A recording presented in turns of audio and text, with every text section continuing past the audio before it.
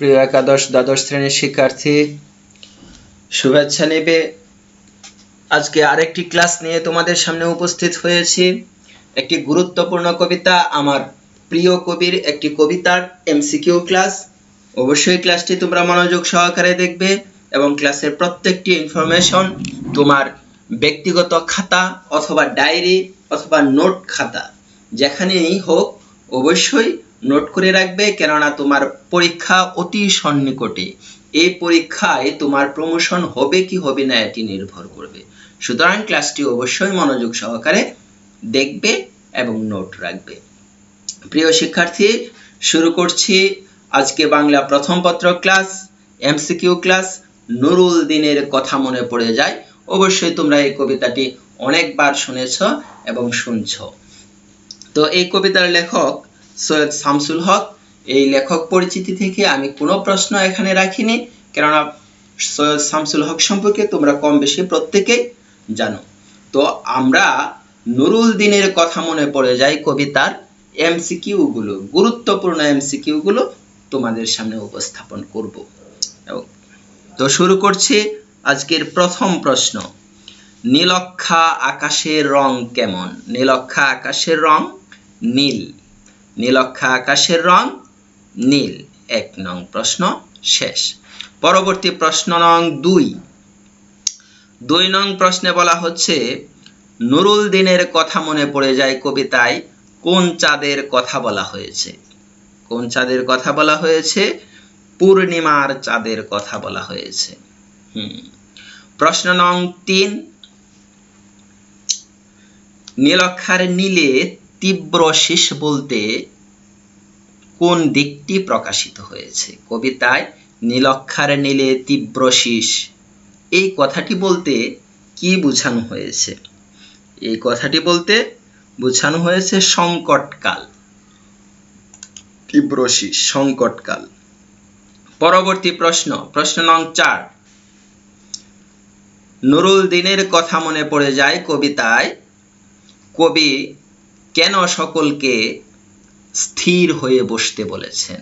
স্থির হয়ে বসুন সবাই, এই যে কথাটি স্থির হয়ে কেন বসতে বলেছেন, এটার কারণ হচ্ছে নুরুল দিনের কথা বলার জন্য।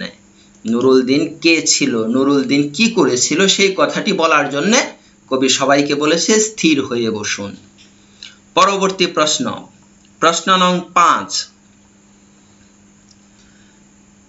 ৫ নং প্রশ্নে বলা হচ্ছে, নুরুল দিনের কথা মনে পড়ে যায় কবিতায় অতীত কেন বন্ধ দরজায় হানা দেয়?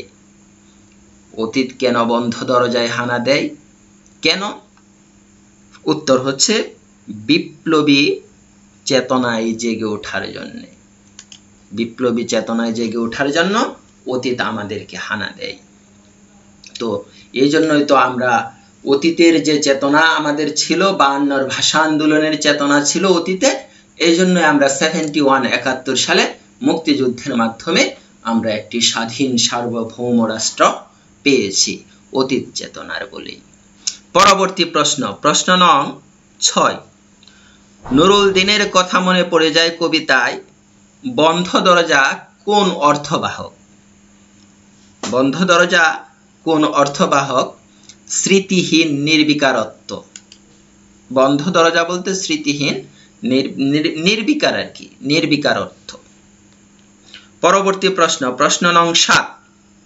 নুরুল দিন মূলত কাদের বিরুদ্ধে আন্দোলন করেছিলেন? যে নুরুল দিনের কথা, নুরুল দিনটা কে ছিল, কাদের বিরুদ্ধে সে আন্দোলন করেছিল? নুরুল দিন আন্দোলন করেছিল ইংরেজদের বিরুদ্ধে। আচ্ছা, পরবর্তী প্রশ্ন, প্রশ্ন নং ৮।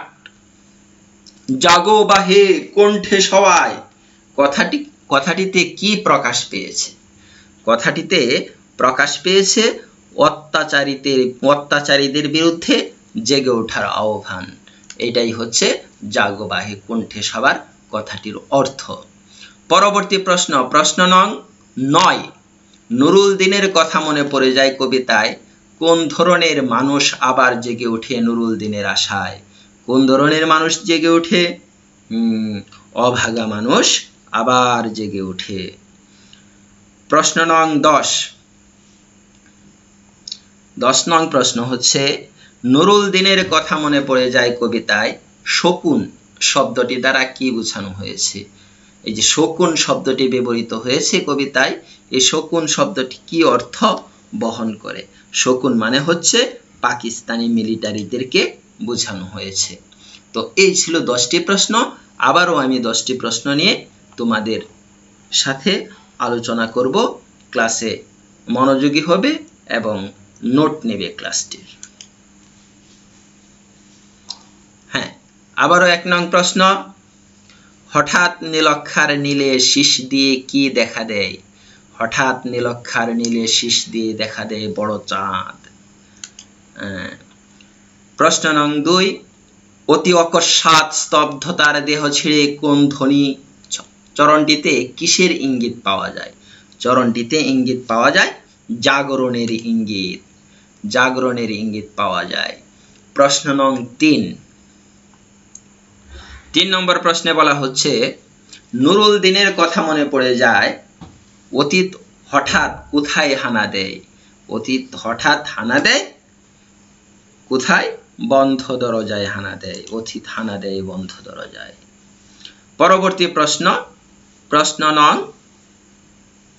4, নুরুল দিন একদিন কালো পূর্ণিমায় ডাক দিবে কেন? নুরুল দিন যে ডাক দিবে, কেন ডাক দিবে?